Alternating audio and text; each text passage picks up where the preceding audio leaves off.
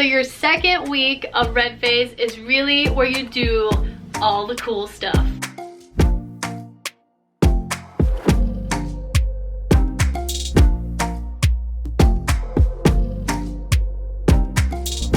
And welcome back to my channel. My name is Abby and I am a specialist in the United States Army. Yes, I do indeed have hair, although the video you're about to watch, it does look like I'm bald. And as you can read from the title, this is part 2. So if you haven't seen part 1, pause this video and go watch that first and then come back here.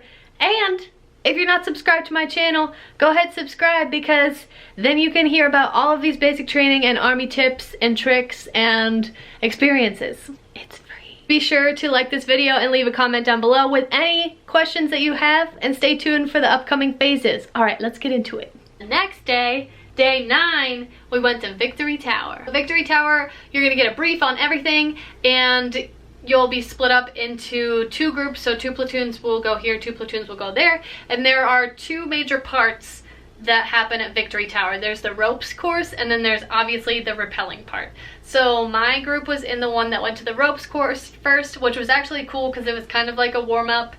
And there are 3 parts to the rope course. So the first one, you climb up 2 ropes that are stacked like this, and you kind of shimmy up them, so you're standing on the bottom one holding the top one.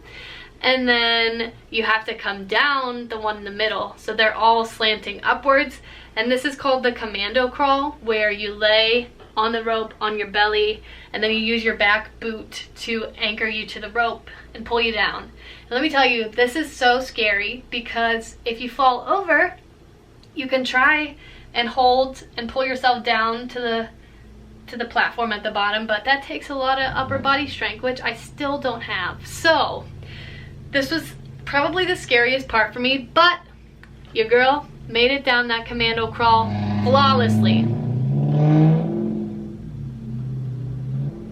You don't want to know how many Mustangs are in the parking lot outside. And then after the commando crawl, you do the same kind of shimmy to go back up the ropes, and then you just walk down the tower. Then when it comes to the rappelling part, you and your group are going to go into this big barn type thing, and the cadre that are working the tower are going to walk you through tying your Swiss, it's called a Swiss knot, I don't know, the belt, the rope thing around you to rappel.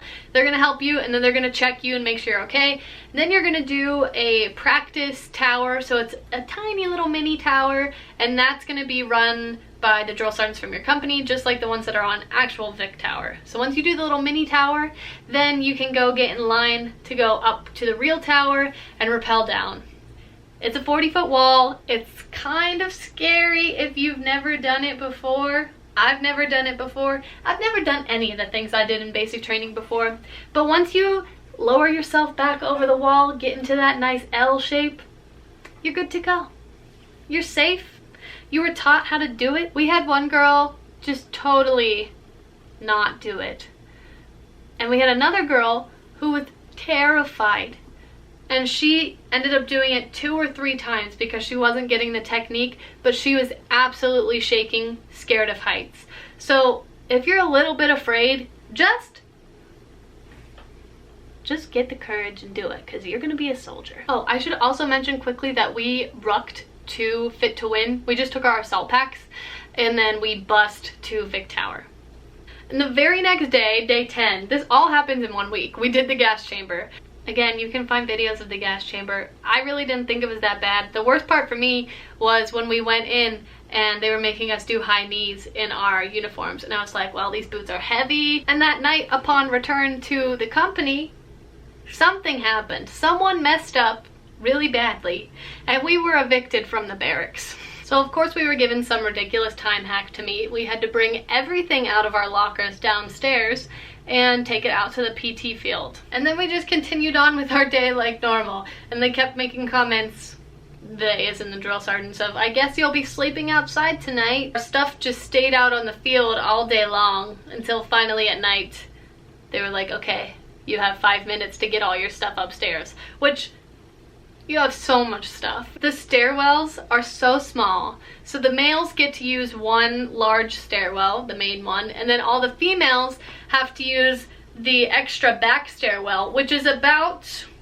this wide, pretty much wide enough for 2 people to pass going sideways. So imagine girls all trying to get up those stairs with 2 duffel bags, a rucksack, and a laundry bag.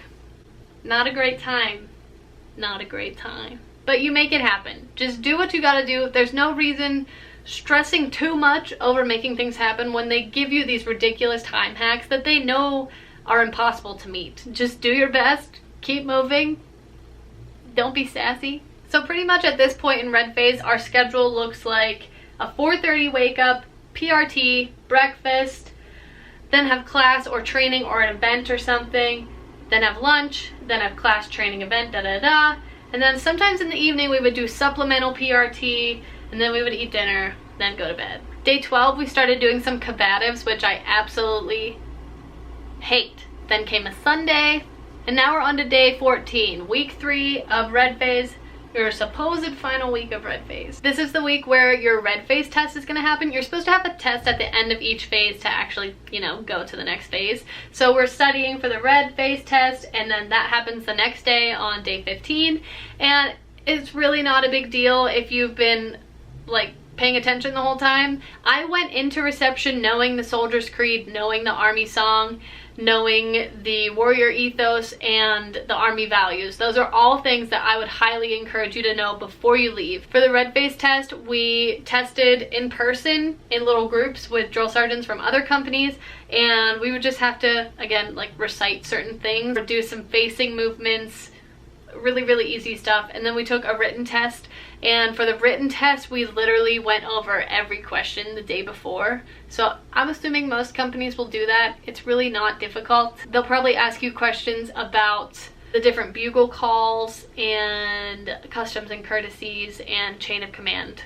Day 16 is where I wrote to Dave about our Facebook page for the battalion and the company for the first time.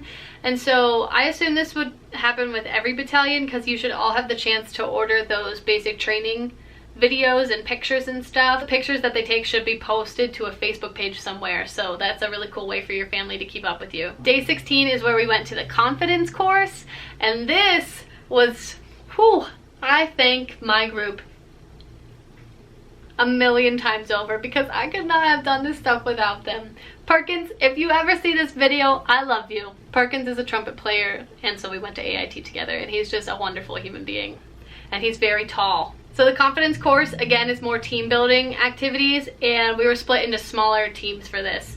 Do you mind?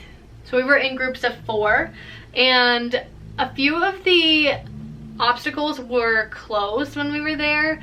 So the ones that we ended up doing were, the first one we did was called the skyscraper. So I drew a little picture of it. That right there. And it's basically a box or a tall rectangle that has platforms in it, and there are little pegs on the legs of the rectangle to help you get to the next level, but you basically have to get your whole team of 4 people up the level and then up to the top level and then bring them back down. So me, being of average height and no upper body strength, really had to rely and trust my partners to be able to help like pull me up onto the platforms. That has always been the biggest worry of mine, having been a bigger person all my life and still feeling on the heavier side. I hate having to trust other people or be a burden on other people to get me over obstacles, but that's all part of being a soldier, is taking care of your team. So yeah, it sucks, and yeah, I definitely stepped on Perkins' head at one point, and I'm so sorry.